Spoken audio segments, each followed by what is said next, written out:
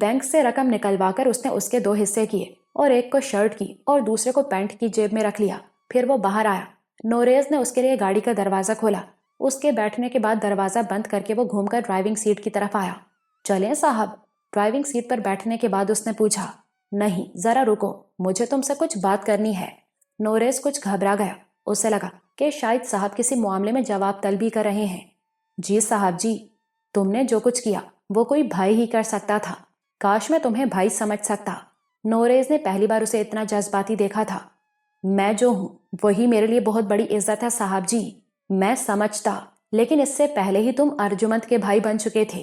तुम ना होते तो। जिंदगी और मौत तो अल्लाह के हाथ में है साहब जी, ऐसे ही होना था। नोरेज ने सादगी से कहा। लेकिन अब तुम हमेशा अर्जुमंद के भाई ही रहोगे। हम सब यही समझेंगे तुम्हें। नोरेज से कुछ बोला ही नहीं गया। अब्दुल हक ने जेब से 3,500 रुपए निकालकर उसकी तरफ बढ़ाए। ये क्या सर जी? नोरेज ने हैरत से कहा। ये रख लो, इसमें मेरी खुशी है। नोरेज के अंदर न जाने कहां से जुर्रत आ गई। अभी आपने मुझे बहुत बड़ी इज्जत दी साहब। आपने कहा कि आप हमेशा मुझे छोटी बीबी का भाई समझेंगे, पर आपने समझा नहीं। मुझे गिला है आपसे साहब जी। मैंने गलत नहीं कहा नोरेज। छोटी बीबी का सचमुच कोई भाई होता और यही सब कुछ करता तो आप उसे ये इनाम देते? अब्दुल हक शर्मिंदा हो गया। ये इनाम नहीं, नौकर समझ लें साहब जी, तो मैं ये ले लूंगा। अब्दुल हक लाजवाब हो गया। ये तुम्हारी बड़ी बेगम साहिबा के हैं। सोचा था तुम्हें और रशीदा को दे दूंगा। साहब जी, छोटी बीबी का भाई तो ये नहीं ले सकता। आप ये भी रशीदा को दे दें।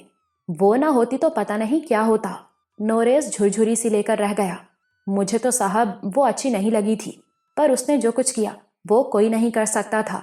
उसका बहुत बड़ा हक है साहब जी। ठीक है, अब चलो। कहाँ चलना है साहब जी? घर चलो। नोरेज ने गाड़ी स्टार्ट की और आगे बढ़ा दी। अब्दुल हक ने वो पूरे 7,000 रशीदा की तरफ बढ़ा दिए, लेकिन रशीदा का हाथ नहीं बढ़ा। ये क्या है साहब? मेरी खुशी है, तुम्हारा इनाम। जहां सोग हो, गम हो साहब, वहां इनाम कैसा? अब्दुल हक के लिए शायद वो दिन ही लाजवाब होने का था। इस औरत ने उसे हैरान कर दिया। गम और सोग से क्या फर्क पड़ता है? खुशी भी तो दी है अल्लाह ने, और जो उसने वापस लिया वो भी उसका दिया हुआ था। तो खुशी ज्यादा बड़ी है ना। ये रख लो, इसमें मेरी खुशी है। रशीदा को लगा कि जो कुछ उसने अर्जुमंद से सीखा था उसमें इजाफा हो रहा है। ये तो सभी बहुत अच्छे लोग थे। मौका गनीमत था। उसने अपनी बात करने का फैसला कर लिया। इसका वादा तो वो अर्जुमंद से ले चुकी थी, मगर अब समझ में आ रहा था कि असल फैसला तो साहब करेंगे। इनाम तो मैं मुंह मांगा लूंगी साहब, इंशाल्लाह दूंगा। अब्दुल हक के लहजे में मजबूती थी। लेकिन पहले ये लेना होगा। अब्दुल हक ने इस रकम के लिए नियत कर ली थी, इसलिए जल्द अज जल्द ये रकम दे देना चाहता था। लेकिन वो मुंह मांगे इनाम से भी डर रहा था। कौन जाने वो क्या मांग ले। आदमी की बिसात ही कितनी होती है। रशीदा हिचकिचाई, चंद लम्हे सोचती रही। वो रकम उसे बहुत बड़ी लग रही थी, अपने तस्वुर से भी बहुत ज्यादा। फिर बिलाखिर उसने हाथ बढ़ाया और नोटों की वो गड्डी ले ली। ये बहुत ज्यादा है साहब। जितना भी है अब ये तुम्हारा है। आधा तुम्हारा और आधा तुम्हारी उस बेटी की शादी के लिए जो यहाँ तुम्हारे साथ है। शुक्रिया साहब।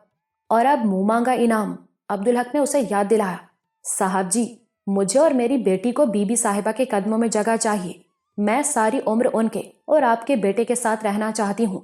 मैं अब उन दोनों के बगैर नहीं रह सकती।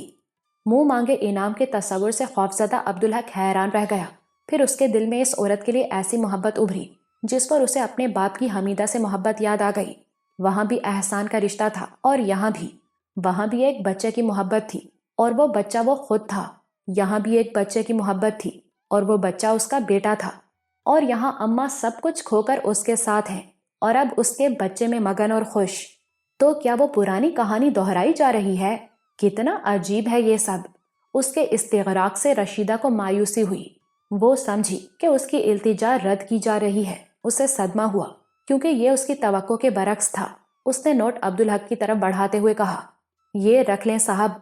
मुंह मांगे इनाम के बगैर ये मैं नहीं ले सकती। अब्दुल हक बेसाख्ता मुस्कुरा दिया। गलत समझी तुम। मैंने तुम्हें इनकार कब किया? एक पुरानी बात याद आ गई थी। मुझे इसमें कोई एतराज नहीं। तुम्हारे इस बच्ची के सिवा कोई नहीं है? ऐसे ना कहें साहब। सब हैं। कुछ अपने घर के हो गए, कुछ होने वाले हैं। अब्दुल हक की हैरत और बढ़ गई। तो तुम छोड़ दोगी सबको? یہاں سب کچھ ہے پر روزگار کی کمی ہے صاحب. ہمارے مرد اس لیے بڑے شہروں میں جاتے ہیں. میں سوچوں گی کہ اپنے گھر میں نہیں، بلکہ میں تو اپنے گھر کا مرد ہی ہوں صاحب. پھر آپ نے اتنی بڑی مہربانی کی ہے صاحب. اس نے اس کے دیے ہوئے نوٹ لہرائے. ہمارے پاس زمین تھی جو گروی پڑی ہے، وہ چھڑا لیں گے. کچھ اور زمین بھی مل جائے گی. بیٹے اس پر فصل کریں گے. سب خوش رہیں گے صاحب. کبھی یاد کریں گے تو 8-10 دن کی چھٹی دے دیجئے گا. جو تمہاری مرضی. مجھے تو منہ مانگا انعام دینا تھا تمہیں، میں انکار تو نہیں کروں گا. شکریہ صاحب، آپ لوگ بہت اچھے ہیں. ہماری تو زندگی سنوار دی اللہ نے جی. آپ لوگوں کے تو فعل. عبدالحق ہمیشہ کی طرح کھسیا گیا. ٹھیک ہے اب تم جاؤ. اپنی تعریف سن کر ہمیشہ اس کا یہی حال ہوتا تھا. رشیدہ چلی گئی. کرنے کو وہاں کچھ نہیں تھا. حمیدہ اس کے کمرے میں آ گئی. کچھ دیر وہ اس سے باتیں کرتا رہا، لیکن سچ یہ تھا کہ بات کرنے کو جی ہی نہیں چاہ رہا تھا. عجیب سی سوگواری ذہن پر مسلط تھی.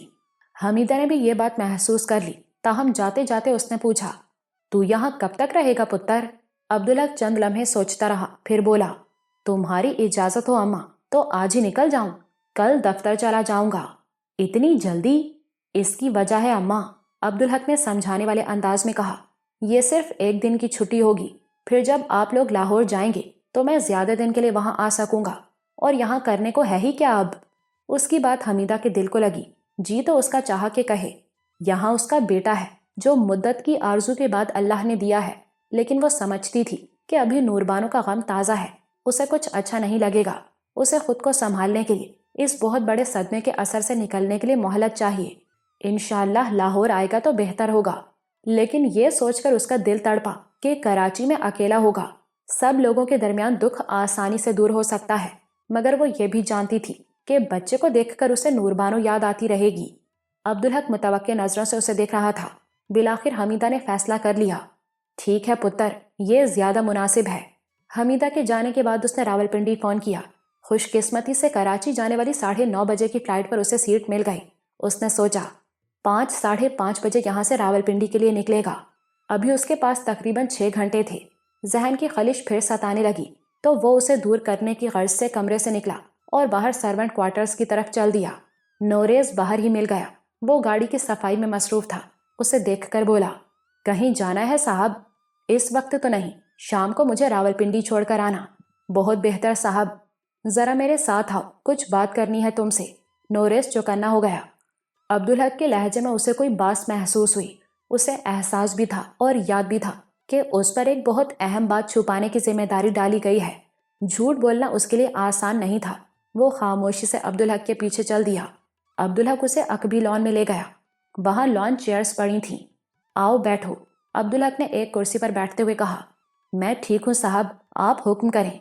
میں نے تم سے کہا تھا کہ اب تمہاری حیثیت بدل گئی ہے، عبدالحق نے ذرا سخت لہجے میں کہا. نہ جانے کیوں وہ چڑچڑا ہو رہا تھا. اس لیے تمہیں انعام دینے پر اصرار نہیں کیا تھا. بیٹھ جاؤ. نوریز خاموشی سے بیٹھ گیا. عبدالحق کو اپنے لہجے کی سختی کا احساس ہو گیا. وہ کبھی اس طرح بات کرنے والا تھا بھی نہیں. میں شرمندہ ہوں نوریز، مجھے تم سے اس طرح بات نہیں کرنی چاہیے تھی، اس نے آہستہ سے کہا. آپ مجھے شرمندہ کر رہے ہیں صاحب، نوریز نے ہاتھ جوڑتے ہوئے کہا. دیکھیں صاحب، آپ ہر طرح سے مجھ سے بڑے ہیں. مجھے آپ کی کوئی بات کبھی بری نہیں لگے گی. آپ کا مجھ پر حق ہے صاحب. چلو ٹھیک ہے، مجھے تم سے کچھ پوچھنا تھا. جی صاحب پوچھیں جی. نوریز کے دل کی دھڑکن کچھ تیز ہو گئی. کوئی بات ضرور تھی. عبدالحق نے بریگیڈیئر ظہیر کی گفتگو دہرا دی. یہ میری سمجھ میں نہیں آیا، آخر میں اس نے کہا. نوریز کی چھٹی حص نے اسے پہلے سے تیار نہ کر دیا ہوتا تو وہ اپنے چہرے کا تاثر نہ چھپا پاتا. ایک لمحے میں پول کھل جاتی. چوکنا ہونے کے باوجود اپنا چہرہ بے تاثر رکھنا آسان نہیں تھا. عبدالحق غور سے اسے دیکھ رہا تھا. اسے لگا کہ نوریز ذہن پر زور دے کر کچھ یاد کرنے کی کوشش کر رہا ہے، اور نوریز کو یاد تھا کہ اس نے بریگیڈیئر صاحب سے یہی کچھ کہا تھا اور سچ کہا تھا. اس وقت اسے یہ معلوم بھی نہیں تھا کہ اس سے حقیقت چھپانے کو کہا جائے گا. وہ اور کیا کہہ سکتا تھا؟ اسے حیرت تھی کہ بریگیڈیئر صاحب نے اس کی بات ایسے یاد رکھی. سوال یہ تھا کہ اب وہ کیا کہے. یہ کہنا بہت آسان تھا کہ بریگیڈیئر صاحب کو سننے میں غلطی ہوئی، لیکن وہ بہت تیزی سے سوچنے کی کوشش کر رہا تھا. ایک پل میں اس نے فیصلہ کر لیا کہ یہ کہنا غلطی ہوگی. صاحب آج جا رہے ہیں. بریگیڈیئر صاحب سے ان کی ملاقات نہیں ہوگی، لیکن کبھی بھی ہو سکتی ہے، اور بریگیڈیئر صاحب اسپتال سے تصدیق بھی کرا سکتے ہیں. صاحب خود بھی اسپتال جا کر معلوم کر سکتے ہیں، اس صورت میں بات کھل جائے گی۔ تو پھر کیا کیا جائے؟ کیا ہوا نوریز، تم نے جواب نہیں دیا؟ عبدالحق نے اسے چونکا دیا۔ ایسے میں قدرت نے ہی اس کی مدد کی۔ بعد میں اس نے غور کیا تو سمجھ میں آیا کہ یہ بات تو وہ سوچ بھی نہیں سکتا تھا۔ وہ اتنا عقل مند کب ہے؟ یاد کرنے کی کوشش کر رہا ہوں صاحب، اس نے کہا۔ کوشش کا کیا مطلب؟ بات اتنی سی ہے کہ تم نے ایسا کہا یا نہیں کہا۔ وہ بڑا پریشانی کا ٹائم تھا صاحب، میرا دماغ کام ہی نہیں کر رہا تھا۔ بیگم صاحبہ کی اتنی بڑی پریشانی تھی، ان کو اسپتال والے نہ رکھتے تو آپ کے بغیر تدفین کرنی پڑتی ان کی۔ اب مجھے یاد نہیں آتا صاحب کہ میں نے بریگیڈیئر صاحب سے کیا کہا، پر اتنا سمجھتا ہوں کہ وہ ٹھیک ہی کہہ رہے ہوں گے۔ میں تو گھبرایا ہوا تھا نا صاحب، میں ہی الٹا بول گیا ہوں گا۔ پر صاحب اس سے کیا فرق پڑتا ہے؟ عبدالحق مطمئن ہو گیا، الٹا اسے نوریز پر ترس آنے لگا۔ واقعی جو صورتحال تھی اس میں آدمی کو بات کرتے ہوئے ہوش رہ سکتا ہے بھلا؟ بات اتنی بڑی، پھر وہ نوکر آدمی بریگیڈیئر صاحب سے مروب بھی ہوگا، ڈر رہا ہوگا کہ پتہ نہیں بات بنتی بھی ہے یا نہیں، منہ سے الٹی بات نکل گئی ہوگی۔ اس کی ذہنی خلش دور ہو گئی۔ نہیں نوریز، کوئی فرق نہیں پڑتا، اس نے آہستہ سے کہا۔ اچھا تم جاؤ، 5 بجے گاڑی تیار رکھنا۔ جی صاحب۔ نوریز جلدی سے اٹھ کھڑا ہوا، اس کا بس چلتا تو وہ بھاگ جاتا۔ نوریز کے بجائے زبیر عبدالحق کو راولپنڈی لے کر گیا۔ راستے میں دونوں کے درمیان گفتگو ہوتی رہی۔ گفتگو کیا، وہ یک طرفہ بات تھی۔ زبیر عبدالحق کو کاروباری معاملات کے بارے میں بتا رہا تھا، لیکن اسے پتا تھا کہ عبدالحق پوری توجہ سے نہیں سن پا رہا ہے۔ حق نگر میں جو کچھ آپ نے حکم دیا تھا کاکا، سب ہو گیا، اسکول کالج بھی اور دستکاری کا سینٹر بھی۔ مجھے حیرت نہیں ہوئی بھائی، مجھے یقین تھا اس کا۔ اللہ نے اس میں بھی نفع ڈال دیا کاکا۔ ہم اب ان مصنوعات کو ملک سے باہر بھی بھیج رہے ہیں، اس میں نفع بہت زیادہ ہے۔ تو کام کرنے والوں کو اجرت بھی زیادہ دے رہے ہیں کہ نہیں؟ زبیر کو خوشی ہوئی کہ اب عبدالحق پوری طرح اس کی طرف متوجہ ہے۔ اس نے ہنستے ہوئے کہا، دوسرے لوگ کہتے ہیں کاکا کہ ہم نے کاریگروں کا دماغ خراب کر دیا ہے، اب آپ خود سمجھ لیں۔ اللہ کا شکر ہے بھائی، اور منافع کا ایک حصہ ہم حق نگر میں فلاحی کاموں پر صرف کرتے ہیں۔ الحمدللہ بھائی۔ زبیر کچھ اور کہنا چاہتا تھا لیکن ہمت نہیں ہوئی، وہ خاموش ہو گیا۔ عبدالحق تو تھا ہی خاموش، باقی سفر خاموشی میں کٹا۔ بالآخر گاڑی ایئرپورٹ کے باہر رکی۔ زبیر نے عبدالحق کا بیگ اٹھایا تو عبدالحق نے اسے ٹوکا، بس بھائی آپ یہیں سے لوٹ جائیں، میں نہیں چاہتا کہ واپسی کا سفر آپ آدھی رات کو کریں۔ یہ کیسے ہو سکتا ہے کاکا؟ اتنے دنوں کے بعد تو آپ کا ساتھ ملا ہے، پہاڑی راستے کا سفر، آئیے نا۔ زبیر نے اس کی بات کاٹ دی اور بیگ لے کر آگے چل دیا۔ عبدالحق نے کاؤنٹر سے اپنا ٹکٹ اور بورڈنگ کارڈ لیا اور ڈپارچر لاؤنج کی طرف چل دیا۔ زبیر بیگ اٹھائے ہوئے اس کے ساتھ تھا۔ وہ دونوں ایک صوفے پر بیٹھ گئے۔ میں تو کہتا ہوں بھائی آپ اب واپس چلے جائیں، آپ خواہ مخواہ گھبرا رہے ہیں کاکا، ابھی ہم لاہور سے آدھی رات کو ہی تو چلے تھے ایبٹ آباد کے لیے۔ زبیر نے کہا، وہ اور برا تھا، رات بھر بغیر نیند اور طویل ڈرائیونگ کے بعد اس علاقے کا سفر۔ عبدالحق نے کہا۔ اب زبیر کو وہ بات کرنے کا بہانہ مل گیا جو وہ کرنا چاہ رہا تھا۔ موت تو اللہ کا حکم ہے نا کاکا، وقت مقرر ہے، اس سے پہلے تو نہیں آ سکتی۔ عبدالحق نے چونک کر اسے دیکھا۔ وہ اپنے مولوی صاحب کے ساتھ وقت گزارتا ہوں نا، زبیر نے مسکراتے ہوئے کہا۔ اور ہاں کاکا، آپ تو جانتے ہیں کہ بات کرنی مجھے نہیں آتی، جو آپ کا نقصان ہوا اس کا مجھے بھی بہت دکھ ہے، منجلی بی بی ہماری بھی بہت کچھ تھی کاکا۔ عبدالحق کو اس پر پیار آ گیا، اس نے اس کا کندھا تھپ تھپاتے ہوئے کہا، مجھے معلوم ہے بھائی، میں آپ کو خود سے الگ کب سمجھتا ہوں، نقصان صرف میرا نہیں ہم سب کا ہی تھا، پر اللہ کی مرضی میں کس کا دخل؟ سچ کہا کاکا، اور صبر بھی تو وہی دیتا ہے۔ بے شک بھائی۔ عبدالحق نے محسوس کیا کہ زبیر اور بھی کچھ کہنا چاہتا ہے، وہ جانتا تھا کہ کیا، اور یہ بھی جانتا تھا کہ وہ کہے گا نہیں، اور یہ اچھا ہی تھا، وہ تو ویسے ہی ان سے شرمندہ تھا، اتنی اپنائیت کا دعویٰ وہ کرتا تھا، لیکن نوربانو اور ارجمند کو ایبٹ آباد بھیجتے ہوئے اس نے ان سے رسمن بھی نہیں پوچھا، ورنہ وہ دونوں وہاں اتنی اکیلی تو نہ ہوتی، کچھ نہیں تو رابعہ اور ساجد ہی وہاں چلے جاتے۔ اب پچھتاووں کے سوا رکھا ہی کیا ہے؟ عبدالحق نے اداسی سے سوچا۔ فلائٹ کا اناؤنسمنٹ ہوا تو وہ اٹھا۔ میں چلتا ہوں بھائی، اپنا خیال رکھنا کاکا، اور اب اکیلے رہنے کی بھی کوئی ضرورت نہیں۔ عبدالحق نے اسے سینے سے لگا لیا۔ ٹھیک کہہ رہے ہیں بھائی، اس نے آہستہ سے کہا، پھر وہ بولا تو اس کے لہجے میں شرمندگی تھی، جو آپ نے نہیں کہا وہ بھی مجھے معلوم ہے، اور میں اس پر شرمندہ ہوں آپ سے۔ زبیر ہڑبڑا گیا۔ یہ کیا کہہ رہے ہیں کاکا؟ شرمندہ تو اب میں ہو رہا ہوں۔ عبدالحق نے اس کی بات کاٹ دی۔ آپ کی شکایت بجا ہے، پر کیا کروں، آدمی تو خطا کا پتلا ہے، غلطی تو ہو جاتی ہے نا۔ ارے نہیں کاکا، عبدالحق نے اس کا ہاتھ تھاما اور چوم کر آنکھوں سے لگا لیا۔ آپ میرے گھر کا فرد ہیں بھائی، میرے بڑے بھائی۔ آپ کی عاجزی سے یہ رشتہ تھوڑا ہی بدلے گا۔ آپ اپنا حق استعمال نہ کریں، لیکن مجھے تو شرمندگی ہوگی۔ زبیر کی آنکھیں بھیگ گئیں۔ بس کریں کاکا۔ عبدالحق پلٹا اور دروازے کی طرف چل دیا۔ اس کی اپنی آنکھیں بھی جل رہی تھیں۔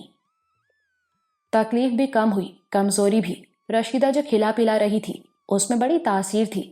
پھر ٹانکوں سے بھی نجات مل گئی، لیکن ایک اور تکلیف شروع ہو گئی اور وہ بڑی اذیت ناک تھی، اور وہ تکلیف تھی چھاتیوں میں۔ ارجمند نے اس کا تذکرہ رشیدہ سے کیا۔ رشیدہ سوچ میں پڑ گئی، پھر اس نے سر اٹھاتے ہوئے آہستہ سے کہا، یہ سب تو ہوگا، آپ کو پتہ ہی نہیں بی بی صاحبہ، آپ نے جو نبھانے کا سوچا ہے وہ کتنا مشکل ہے۔ صاف صاف کہو نا، اللہ نے آپ کے سینے میں بچے کے لیے جو دودھ اتارا ہے نا، یہ اسی کی تڑپ ہے۔ آپ کو دودھ پلائے بغیر چین نہیں آئے گا، بڑی تکلیف ہوگی۔ وہ تو ہو رہی ہے، سب کو ہوتی ہے کیا؟ ہوتی سب کو ہے، کسی کو کم کسی کو زیادہ، رشیدہ نے کہا، پر آپ کو بہت زیادہ ہوگی۔ کیوں؟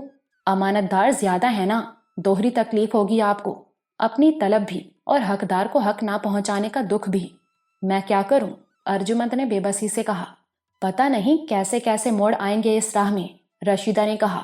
ایک ترکیب ہے، دونوں بڑے آپ کے باہر ہوں گے تو میں انہیں باتوں میں لگاؤں گی۔ آپ اتنی دیر میں بچے کو دودھ پلا دیجئے گا، اور کوئی آ گیا تو دروازہ اندر سے بند کر لیجئے گا۔ ارجمند کو ایک اور خیال آ گیا، لیکن دادی اماں نور الحق کے پاس سے ہٹتی ہی کب ہیں؟ اس کی بھی کوئی ترکیب کر لوں گی میں، رشیدہ نے کچھ سوچتے ہوئے کہا۔ اور واقعی حمیدہ تو حمیدہ، صفیہ کا بھی یہ حال تھا کہ بچے کے پاس سے ہٹنا ہی نہیں چاہتی تھیں۔ رشیدہ نے ترکیب سوچ ہی لی۔ بڑی بیگم صاحبہ، آپ ذرا باہر جائیں تو میں بی بی صاحبہ کے مالش کر دوں۔ حمیدہ اور صفیہ اٹھ کھڑی ہوئیں، لیکن حمیدہ سیدھی بچے کے پنگھوڑے کی طرف گئی۔ رشیدہ بری طرح بوکھلا گئی۔ حمیدہ نے بچے کی طرف ہاتھ بڑھایا ہی تھا کہ اس نے جلدی سے پکارا، یہ کیا کر رہی ہیں بڑی بیگم صاحب؟ حمیدہ نے حیرت سے اسے دیکھا۔ نور الحق کو اپنے ساتھ لے جاؤں گی۔ رشیدہ کی سمجھ میں نہیں آیا کہ اسے کیسے روکے۔ وہ بچے کو لے جاتی تو فائدہ ہی کیا تھا ان کے جانے کا؟ خوش قسمتی سے بچہ سو رہا تھا، اسے پھر کچھ سوجھ ہی گئی۔ گستاخی معاف بڑی بیگم صاحب، چھوٹے میاں ابھی سو رہے ہیں تو اس سے کیا فرق پڑتا ہے؟ سوتے سے بچوں کو اس طرح جگایا جائے تو ان کی بڑھوتی رک جاتی ہے، چھوٹے رہ جاتے ہیں وہ۔ حمیدہ نے ایک دم ہاتھ کھینچ لیا، جیسے بچہ ابھی چھوٹا ہوتے ہوتے رہ گیا ہو، لیکن صفیہ نے تیز لہجے میں کہا، یہ منطق میں نے آج تک نہیں سنی۔ چلو صفیہ، میں اور تم ان باتوں کو اتنا نہیں سمجھتے جتنا یہ رشیدہ جانتی ہے۔ ارجمند دم بخود یہ سب کچھ سن اور دیکھ رہی تھی۔ انہیں دروازے کی طرف جاتے دیکھ کر اس نے سکون کی سانس لی۔ رشیدہ دروازہ بند کر کے پلٹی اور سوتے ہوئے بچے کو پنگھوڑے سے اٹھایا۔ وہ کسمسانے لگا۔ رشیدہ نے اسے ہلایا۔ اٹھ جاؤ چھوٹے میاں، آج آپ کی پہلی دعوت ہے۔ بچے نے آنکھ کھولی مگر وہ اب بھی نیند میں تھا۔ رشیدہ نے اسے ارجمند کی گود میں دے دیا۔ تمہارے سامنے تو یہ ممکن نہیں، ارجمند نے کہا، پھر بولی، تم بھی اللہ کی رحمت ہو، تم نہ ہوتی تو جانے کیا ہوتا، میں تو شاید مر ہی جاتی۔ تمہارا احسان اور بڑھ گیا ہے مجھ پر۔ میں منہ پھیر لوں گی بی بی صاحبہ، رشیدہ نے احسان والی بات کو نظر انداز کرتے ہوئے کہا۔ پھر بھی مجھ سے نہیں ہوگا تو میں باتھ روم میں چلی جاتی ہوں، رشیدہ نے کہا اور چلی گئی۔ ماں کا لمس پا کر ننھا نور الحق پوری طرح بیدار ہو گیا، اور ارجمند کے لیے تو وہ انوکھا تجربہ تھا۔ وہ بے سدھ سی ہو گئی۔ اپنے بچے کو دودھ پلانے میں اتنی لذت اور نہ پلانے میں اتنی اذیت، یہ تو اس نے سوچا ہی نہیں تھا۔ بچہ سیر ہو کر پھر سو گیا۔ خود ارجمند بے خود سی ہو گئی۔ ایسی بے اختیار اور پرسکون نیند آنے لگی جیسے کسی کا کئی راتوں نیند سے محروم ہونے پر حال ہوتا ہے۔ بڑی مشکل سے اس نے رشیدہ کو پکارا اور پکارتے ہی بے خبر سو گئی۔ رشیدہ آئی تو وہ بے سدھ سو رہی تھی۔ رشیدہ نے بچے کو پنگھوڑے میں لٹایا اور کمرے کا دروازہ کھول دیا۔ کلکٹر صاحب حیران تھے کہ اس نے صرف ایک دن کی چھٹی کی۔ سب لوگ ابھی ایبٹ آباد میں ہیں جناب، عبدالحق نے وضاحت کی۔ وہ لوگ لاہور پہنچیں گے تو مجھے چھٹی چاہیے ہوگی۔ تم بڑے ذمہ دار آدمی ہو عبدالحق، کلکٹر صاحب نے ستائشی لہجے میں کہا۔ تمہیں چھٹی دینے سے میں کبھی انکار نہیں کروں گا، جتنی چاہو مانگ لینا۔ شکریہ سر، تم اس کے مستحق ہو، اس میں شکریہ کی کوئی بات نہیں۔ عارف نے عبدالحق کی بڑی دلجوئی کی، بہت خیال رکھا۔ آفس کے بعد وہ تمام وقت اسی کے ساتھ گزارتا، کبھی اسے اپنے گھر بلا لیتا اور کبھی خود اس کے پاس چلا آتا۔ وہ جانتا تھا کہ اکیلے میں عبدالحق اداس ہوگا۔ کھانا عبدالحق روز اس کے ساتھ کھاتا۔ عبدالحق نے ایک دن یعقوب سے مستقبل کے بارے میں بات کی۔ بہت تبدیلیاں ہونے والی ہیں یعقوب، سب اچھا ہی ہوگا انشاءاللہ سر۔ ہو سکتا ہے تمہیں لاہور جانا پڑے، جو حکم آپ کا سر۔ تمہاری بیوی اور بچوں کو تو اعتراض نہیں ہوگا؟ کیسے ہو سکتا ہے سر، وہ میری خوشی میں خوش۔ پھر یہ تو روزگار کا معاملہ ہے، روزگار کا تو میں تمہارے لیے دوسرا بندوبست بھی کر سکتا ہوں۔ یعقوب کی آنکھیں بھیگ گئیں۔ آپ نے تو مجھے میرا راستہ دکھایا سر، مرنے سے پہلے تو آپ کو نہیں چھوڑوں گا میں۔ مگر اب تم یہاں کراچی میں سیٹ ہو، لاہور تو مجھے بہت یاد آتا ہے سر، ہم لوگ وہاں بھی خوش رہیں گے۔ عبدالحق کا دل مطمئن ہو گیا۔ اب وہ ایبٹ آباد میں اللہ سے کیے ہوئے عہد کو نبھانے کی کوشش کر رہا تھا۔ اب وہ ہر قدم اللہ کی محبت کی طرف، اللہ کی محبت کے لیے اٹھانا چاہتا تھا۔ دنیا، دنیاوی رشتے، دنیا داری، سب اسے رکاوٹیں لگتی تھیں۔ اب بس وہ تھا اور قرآن، وہ قرآن کو سمجھنا چاہتا تھا۔ ماں کا دودھ منہ کو لگا تو بچے کو بوتل کے دودھ سے رغبت نہیں رہی۔ بوتل کو وہ ہٹا دیتا، بار بار دینے پر منہ میں دودھ بھرتا اور اگل دیتا۔ حمیدہ نے یہ دیکھا تو بولی، عبدالحق کا بیٹا ہے، پورے کا پورا اس پر پڑا ہے۔ اس کے لہجے میں فخر تھا۔ اسے یاد تھا کہ ننھے سے عبدالحق نے ماں کا دودھ میسر ہوتے ہوئے کیسے اس کے دودھ کے لیے ضد پکڑی تھی اور اپنی ضد منوا کر رہا تھا۔ لیکن تشویش کی بات یہ تھی کہ اس کی ضد کی نوعیت سمجھ سے باہر تھی۔ وہ بوتل کے بدلے کیا مانگ رہا تھا، یہ سمجھ میں نہیں آتا تھا۔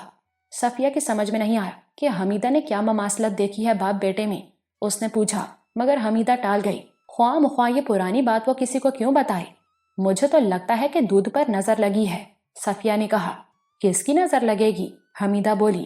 نظر تو کسی کی بھی لگ سکتی ہے، میری بھی، تمہاری بھی۔ ہر طرح سے دودھ سے بھری بوتل کی نظر اتاری گئی۔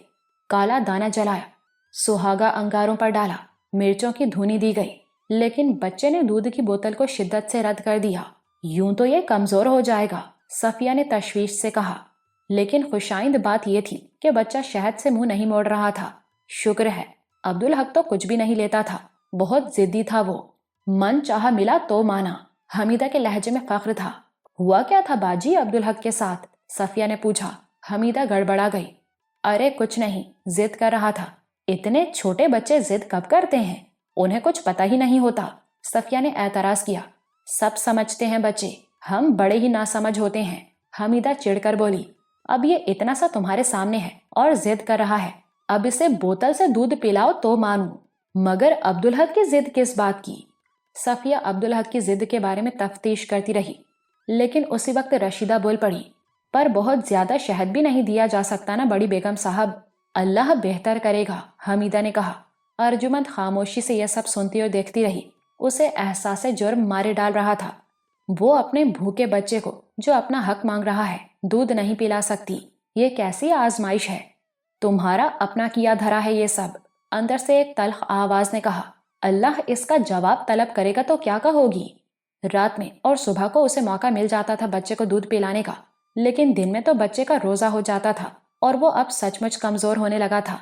دن بھر وہ خود بھی تڑپتی، اذیت میں رہتی، بچے کی بھوک کا غم اور نڈھال کرتا۔ دن میں موقع اس لیے نہیں مل رہا تھا کہ بچہ سو نہیں رہا تھا۔ اب اگر رشیدہ مالش کا بہانہ کر کے تنہائی کا سامان کرنے کی کوشش کرتی تو حمیدہ بچے کو ساتھ لے جاتی اور اسے روکنے کی کوئی صورت نہیں تھی۔ ارجمند کو علم نہیں تھا کہ صفیہ خالہ اس کی بے چینی کا مشاہدہ کر رہی ہیں۔ اگلے روز صفیہ نے کہا، ایک ترکیب آزماتے ہیں نور الحق کو دودھ پلانے کی۔ حمیدہ نے سوالیہ نظروں سے اسے دیکھا۔ تم جا کر دودھ کی بوتل بنا کر لاؤ، صفیہ نے رشیدہ سے کہا اور غور سے ارجمند کو دیکھتی رہی۔ رشیدہ دودھ بنا کر لائی، لیکن بچے کا رد عمل وہی تھا۔ وہ بوتل کو پرے ہٹاتا رہا، پھر دودھ کی کلیاں کرنے لگا۔ ایک کام کرو، اسے ارجمند کی گود میں دو، شاید یہ اس کے ہاتھ سے دودھ پی لے۔ ہاں یہ ٹھیک ہے، حمیدہ نے خوش ہو کر کہا، ضرور پی لے گا۔ رشیدہ کا چہرہ فک ہو گیا، تاہم اس نے بچے کو ارجمند کی گود میں لٹایا اور دودھ کی بوتل ارجمند کے ہاتھ میں دے دی۔ ارجمند نے بوتل بچے کے منہ سے لگائی۔ بچے نے اسے زور سے دھکیلا، پھر اس کے ننھے منھے ہاتھ ارجمند کا سینہ ٹٹولنے لگے۔ صفیہ کی نظریں بچے پر نہیں تھی، وہ تو ارجمند کو بہت غور سے دیکھ رہی تھی، جس کے چہرے پر کرب واضح تھا۔ اس نے نچلا ہونٹ دانتوں میں دبا رکھا تھا اور اسے کچل رہی تھی۔ صفیہ کو وہاں خون کی سرخی نظر آئی۔ اب بات کو بڑھانا زیادتی ہوتی، اس نے حمیدہ سے کہا، ارے باجی، میں تمہیں ایک چیز دکھانا تو بھول ہی گئی، آؤ نا میرے ساتھ۔ حمیدہ اٹھنا نہیں چاہتی تھی، لیکن صفیہ نے ہاتھ تھاما تو لحاظ میں اٹھ کھڑی ہوئی۔ تم کوشش کرو، صفیہ نے جاتے جاتے ارجمند سے کہا، ہمیں کچھ دیر لگے گی۔ رشیدہ نے صفیہ کو بھی دیکھا تھا اور ارجمند کا حال بھی دیکھ رہی تھی۔ میں باہر کھڑی دیکھتی رہوں گی، آپ بچے کو دودھ پلا دیں، اس نے کہا۔ دروازہ میں باہر سے بند کر دوں گی، دادی اماں آ گئیں تو؟ ارجمند نے گھبرا کر کہا۔ راز کھلنے سے ڈرتی ہیں آپ؟ میرا خیال ہے راز تو کھل چکا۔ کیا مطلب؟ آپ کی دادی کی بہن سمجھ گئی ہیں۔ ارجمند ایسی کیفیت میں تھی کہ پوری بات نہ سمجھ سکی۔ اس نے پیٹھ دروازے کی طرف کر لی اور نور الحق کو سینے سے لگا لیا۔ تھوڑی دیر بعد اس نے رشیدہ کو آواز دی۔ رشیدہ آئی تو اس نے کہا، لو اسے لٹا دو، سو گیا میرا صابر بچہ۔ رشیدہ نے بچے کو پنگھوڑے میں لٹا دیا۔ شکر ہے دادی اماں نہیں آئیں، ارجمند نے کہا۔ پھر اسے رشیدہ کی بات یاد آئی۔ کیا کہہ رہی تھی تم؟ میں یہ کہہ رہی تھی۔ لاؤ دکھاؤ، کیا دکھانا ہے؟ حمیدہ نے جھنجھلا کر کہا۔ مجھے تو یہ پوچھنا ہے باجی کہ تم نے کیا دیکھا؟ میں نے کیا دیکھا؟ حمیدہ حیران ہو گئی۔ کہاں؟ ارجمند کے کمرے میں، اور کہاں؟ وہاں کیا دیکھا؟ حمیدہ کی سمجھ میں ہی کچھ نہیں آ رہا تھا۔ دیکھا نہیں کہ بچہ کس طرح ارجمند کو ٹٹول رہا تھا؟ صفیہ نے کہا۔ ارے ہاں سچ، بڑا ترس آیا مجھے بیچارے پر، ننھا معصوم بچہ۔ اب صفیہ جھنجھلا گئی۔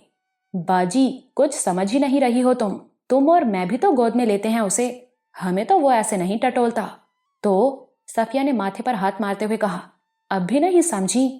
ارے وہ ارجمند کا بچہ ہے، اس کا دودھ پیتا ہے، اس لیے تو اتنا بےتاب ہو رہا تھا، اور اس لیے بوتل کا دودھ نہیں پیتا وہ، ماں کا دودھ موجود ہے۔ حمیدہ کا منہ تو کھلے کا کھلا رہ گیا۔ کیا کہہ رہی ہو آپا؟ ٹھیک کہہ رہی ہوں باجی، ارجمند ہی اس کی ماں ہے اور اسے دودھ پلاتی بھی ہے۔ دروازے سے تیزی سے اندر آتی ہوئی رابعہ نے وہ جملہ سن لیا، مگر وہ اپنی رو میں اتنی تیزی سے اندر آئی تھی کہ کافی آگے آ چکی تھی اور پلٹ بھی نہیں سکتی تھی۔ صفیہ ایک دم سے چپ ہو گئی۔ رابعہ واپس جانے لگی تو حمیدہ نے اس کا ہاتھ تھام لیا۔ یہ تو میری بیٹی ہے، اس سے کیا پردہ، اس نے بڑی محبت سے کہا۔ پھر رابعہ سے بولی، آ بیٹھ ادھر، سنا تو نے یہ آپا کیا کہہ رہی ہیں؟ رابعہ اب بھی شرمندہ سی تھی، اس نے سر ہلانے پر اکتفا کیا۔ یہ کیسے جانا تم نے؟ حمیدہ صفیہ کی طرف مڑی۔ مجھے بھی تو بتاؤ۔ مجھے تو اس پر حیرت ہے باجی کہ تمہیں یہ سب کیوں سمجھ نہیں آیا۔ نہیں آیا، پر مجھے سمجھاؤ تو۔ دیکھو باجی، مجھے کئی دن سے شک تھا، ارجمند کو وہ تڑپ تھی دودھ پلانے کی جو اس ماں کو ہوتی ہے جس پر پابندی لگ جائے۔ اس کیفیت سے تو خود حمیدہ بھی گزری تھی۔ اسے حیرت ہوئی کہ ایسی کوئی بات اسے نظر کیوں نہیں آئی۔ تمہیں کیا پتا اس تڑپ کا آپا؟ اس نے کہا۔ زرینہ کی طبیعت خراب ہوئی تھی تو ڈاکٹر نے بچے کو دودھ پلانے سے روک دیا تھا، اس کا حال دیکھا تھا میں نے۔ حمیدہ کی سمجھ میں بات آ گئی۔ اس کی توجہ کا مرکز تو بچہ تھا، وہ کیا مشاہدہ کرتی؟ اس نے رابعہ کی طرف دیکھا۔ یہ شک مجھے بھی تھا اماں، نکی کو دیکھ کے یہی خیال آتا تھا مجھے، پر یہ کیسے ممکن؟ بچہ تو منجلی بی بی کا ہے۔ نہیں، یہ بچہ ارجمند کا ہے، ورنہ وہ اسے دودھ کیسے پلاتی؟ صفیہ بولی۔ ایک میں ہی اندھی تھی، مجھے ہی کچھ نظر نہیں آیا۔ حمیدہ نے بھنا کر سوچا، تم اتنے یقین سے کیسے کہہ رہی ہو؟ سامنے کی بات ہے باجی، بچہ بوتل کا دودھ پیتا تھا، اچانک اس نے چھوڑ دیا۔ کیوں؟ اس لیے کہ ماں کا دودھ مل گیا تھا اسے۔ پھر اگر بوتل کا دودھ وہ پی ہی نہیں رہا ہے تو اسے بہت کمزور ہو جانا چاہیے تھا۔ اللہ کا شکر ہے یہ بھی نہیں ہوا، اس لیے کہ رات کو اور صبح ارجمند اسے دودھ پلاتی ہوگی، دن بھر تو میں اور تم اس کے سر پر سوار رہتے ہیں۔ دماغ تمہارا تیز کام کرتا ہے صفیہ، پر یہ بس اندازہ ہے تمہارا۔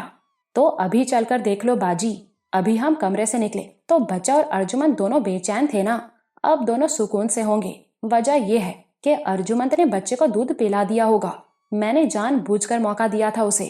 چلو دیکھ لیتے ہیں۔ رابعہ وہیں رہ گئی۔ وہ دونوں ارجمند کے کمرے کی طرف چل دی۔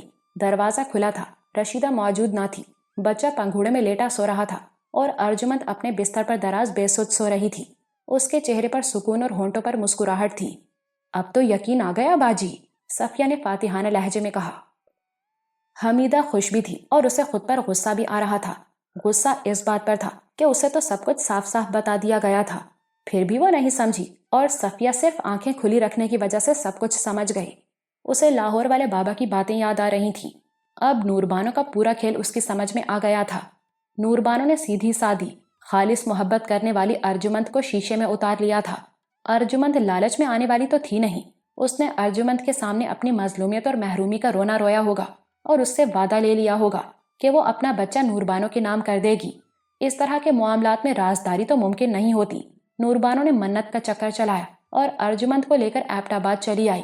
عبدالحق کو اس نے منت کے نام پر وہاں آنے سے روک دیا، ورنہ پول کھل جاتا، اور خود اس سے نوربانو نے جان بوجھ کر تعلق ہی نہیں رکھا۔ کتنی تیز ترار تھی نوربانو! لیکن فوراً ہی حمیدہ کی سمجھ میں آ گیا کہ صرف نوربانو کی تیزی تراری سے بات نہیں بن سکتی تھی۔ بابا کی یہ بات بھی درست ثابت ہوئی تھی۔ قدرت نے بھی نوربانو کی بھرپور مدد کی تھی، ورنہ بات کھلتی اور نوربانو بہت ذلیل ہوتی۔ مگر سچ ہے کہ عزت ذلت اللہ کے اختیار میں ہے۔ اگر ڈاکٹر صاحب کے انتقال نہ ہوا ہوتا اور وہ صفیہ کی عدت میں اس کے ساتھ رہنے کا ارادہ نہ کرتی تو نوربانو کیا کر لیتی؟ عبدالحق اس کی کوئی بات نہیں ٹالتا ہے۔ وہ کہتی تو وہ انہیں ایبٹ آباد جانے ہی نہیں دیتا، اور اسے ان کے ساتھ جانے سے تو کوئی روک ہی نہیں سکتا تھا، اور وہ ساتھ آتی تو کھیل شروع ہونے سے پہلے ہی ختم ہو جاتا۔ مگر وہ تو حق نگر چلی گئی اتنے دنوں کے لیے۔ اس کی سمجھ میں آ گیا کہ اس کا قصور نہیں، قدرت کو یہی منظور تھا۔ جب وہ صفیہ کو لے کر لاہور آئی اور ایبٹ آباد آنے کا ارادہ کیا تو ایسی بیمار ہوئی کہ جان کے لالے پڑ گئے، چلنے پھرنے سے بھی گئی۔ پھر اس نے عبدالحق کو فوراً ایبٹ آباد جا کر ان دونوں کی خیریت لانے کو کہا تو عبدالحق کو حادثہ پیش آ گیا، ٹانگ ہی ٹوٹ گئی اس کی۔ اللہ کی مرضی نہ ہو تو کوئی کیا کر سکتا ہے؟ یہ تو صاف بات ہے۔ اللہ کو پردہ رکھنا تھا تو اس نے رکھا، مگر نوربانو کے مرنے کے بعد تو کھیل ختم ہو جانا چاہیے تھا۔ پھر کیوں نہیں ہوا؟ ارجمند نے اپنے بچے کو اپنا بچہ کیوں نہیں کہا؟ کیا پتا نوربانو نے اسے کوئی بڑی قسم دی ہو۔ اس نے دل میں سوچا، کچھ بھی ہو، اب اس کھیل کو ختم ہو جانا چاہیے۔ جھوٹ کی بھی کوئی حد ہوتی ہے۔ صفیہ نے اسے چونکا دیا۔ اب کیا ارادہ ہے باجی؟ تم ہی بتاؤ کیا کروں؟ پوچھو نا، کس سے؟ رشیدہ سے، اسے سب معلوم ہوگا۔ ٹھیک کہتی ہو آپا۔ رابعہ، ذرا رشیدہ کو تو بلا۔ رابعہ جلدی سے باہر لپکی۔ وہ بہت خوش تھی۔ اسے بہت پہلے سے یہ یقین تھا کہ بچہ ارجی کا ہے، پر وہ کہنے کی ہمت نہیں کر سکتی تھی۔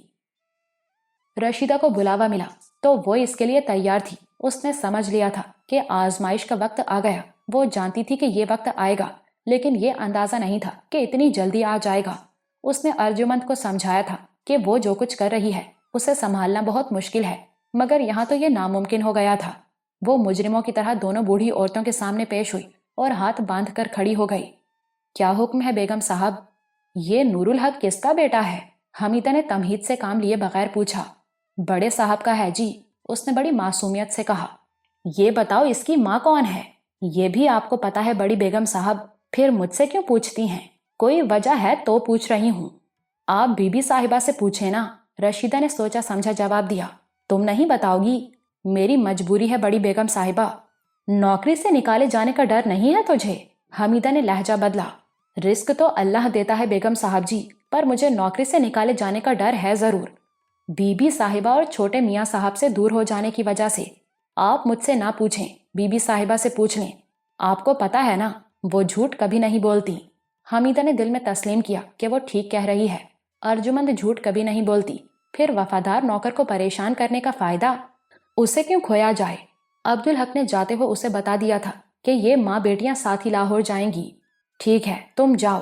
آپ مجھ سے ناراض تو نہیں ہے نا جی؟ رشیدہ نے لجاجت سے کہا۔ حمیدہ نے کوئی جواب نہیں دیا۔ آپ مجھے نکالیں گی تو نہیں بڑی بیگم صاحب؟ حمیدہ کو اس پر ترس آنے لگا۔ ایسے خدمت کرنے والے وفادار لوگوں کو کون نکال سکتا ہے؟ بس تو جا، اپنا کام کر۔ رشیدہ وہاں سے یوں نکلی جیسے جان بخشی ہو گئی ہو۔ اس نے سب کچھ بتا دیا، مگر کچھ نہیں بتایا باجی، صفیہ نے اس کے جانے کے بعد حمیدہ سے کہا۔ ہاں، پر نکی سے پوچھنا تو ہے۔ نہ پوچھو تو اچھا ہے اماں، رابعہ جلدی سے بولی۔ کیوں؟ حمیدہ نے حیرت سے اسے دیکھا۔ نکی بڑی عزت والی ہے، اسے بے عزتی کا احساس ہوگا۔ پر بات تو کھلنی ہے اب، صفیہ بولی۔ اس میں اس کی بھی بہتری ہے، اسے چھپ کے تو دودھ نہیں پلانا پڑے گا بچے کو، اذیت سے بچ جائے گی۔ یہ بات بھی ٹھیک ہے خالہ، میں نکی کو جانتی ہوں آپا، حمیدہ نے کہا۔ وہ سمجھ گئی تھی کہ اللہ کو ابھی نوربانو کا پردہ رکھنا ہے۔ بابا کی باتیں اب بھی اس کو راہ دکھا رہی تھیں۔ اسے تو عام کھانے تھے، پیڑ گننا اس کا کام نہیں تھا۔ یہ تو وہ سہ لے گی، لیکن یہ بات عبدالحق کو معلوم ہو، یہ وہ نہیں سہ سکے گی۔ پر یہ تو ضروری ہے آپا، عبدالحق تک یہ بات پہنچ گئی تو نکی مر جائے گی۔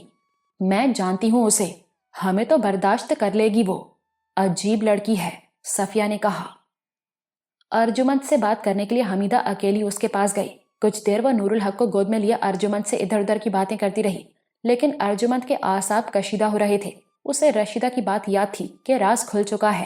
اچانک حمیدہ نے اس سے پوچھ لیا، یہ نور الحق کس کا بیٹا ہے نکی، تیرا یا نور بانو کا؟ ارجمند کو براہ راست اس سوال کی امید نہیں تھی۔ اب تک اس نے براہ راست جھوٹ بولا بھی نہیں تھا، اور جھوٹ بولنے والی وہ تھی بھی نہیں۔ راز کھل ہی گیا تو جھوٹ بول کر گناہگار ہونے کا کیا فائدہ؟ عزت ذلت تو اللہ کے ہاتھ میں ہے۔ آدمی شرمندگی کا کام کرے گا تو شرمندگی اٹھائے گا بھی۔ اللہ اپنی رحمت سے بچا لے تو یہ اس کا کرم۔ اس نے بلا جھجک کہا، دادی اماں، اللہ نے اسے میری کوکھ میں اتارا، لیکن ہے یہ آپ ہی کا بچہ۔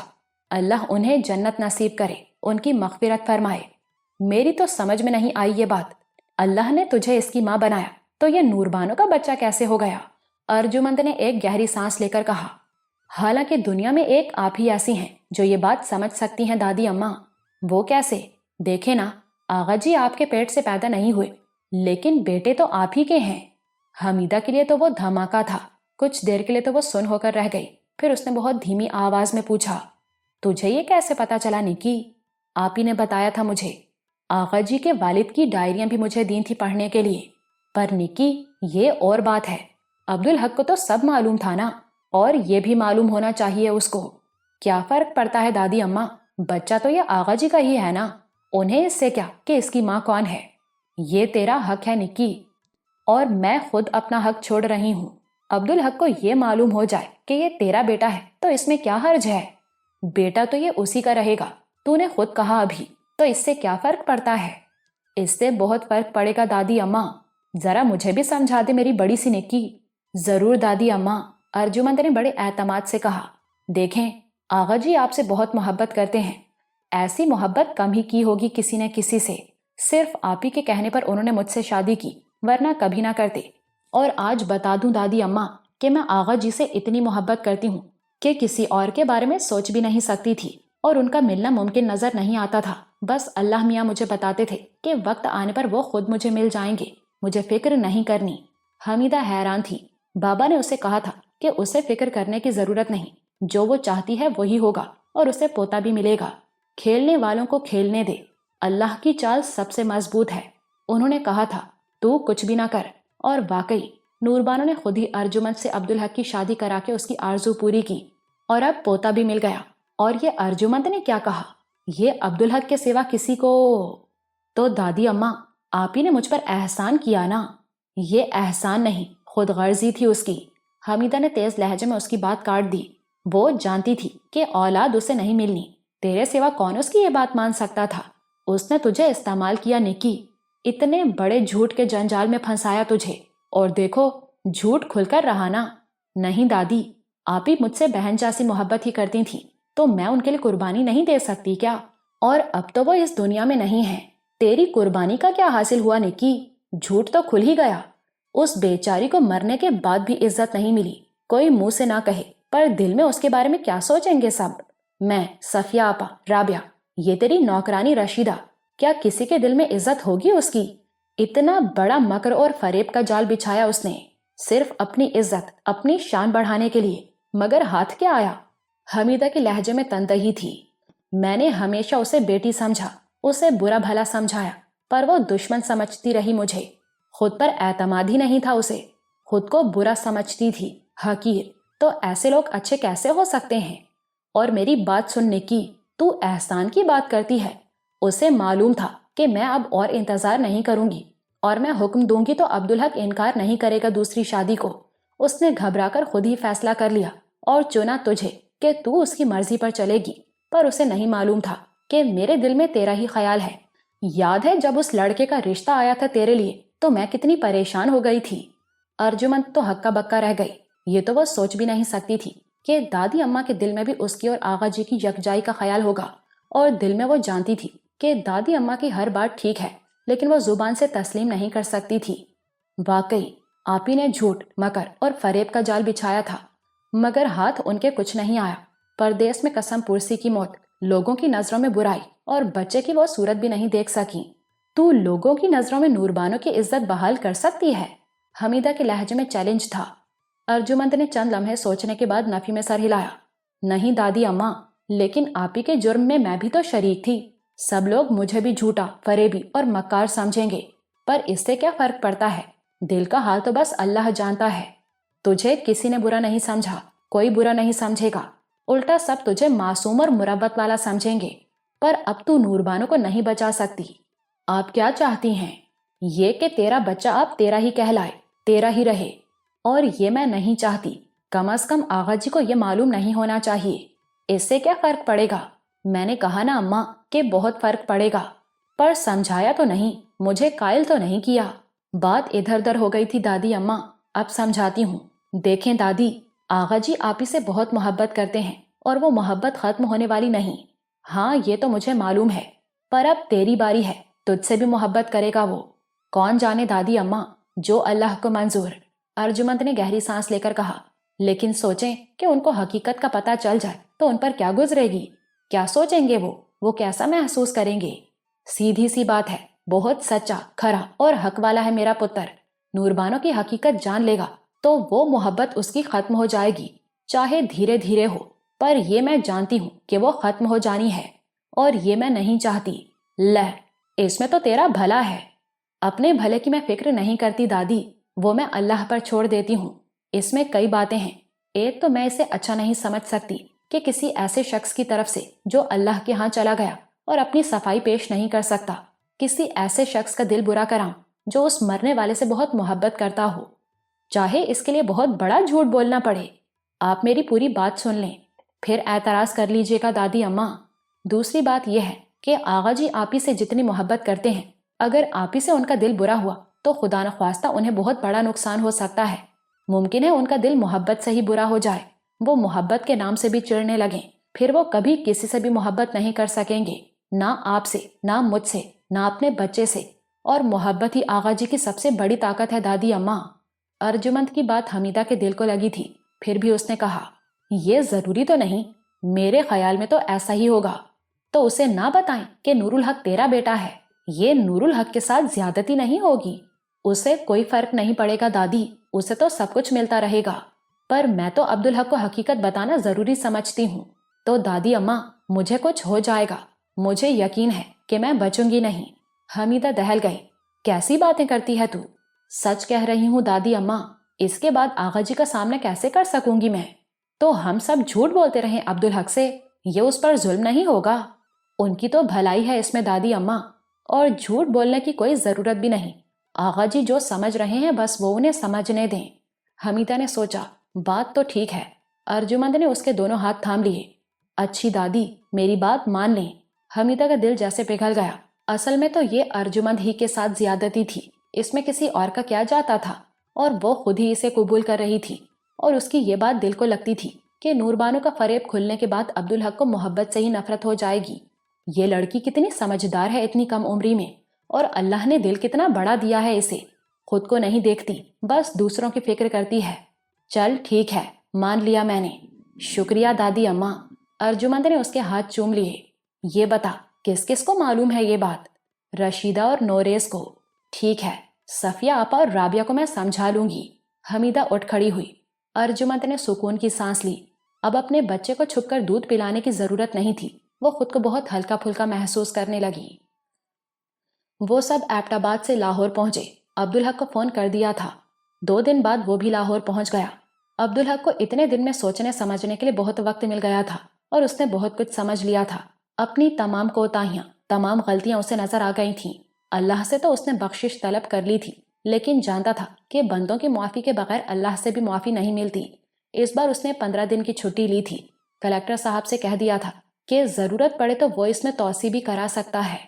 لمبی چھٹی لینے کا یہ مقصد تھا کہ وہ زندگی میں آنے والی سب سے بڑی تبدیلی کو کم از کم ذہنی طور پر قبول کر لے اور زندگی کی تنظیم نو کے بارے میں فیصلہ کرے.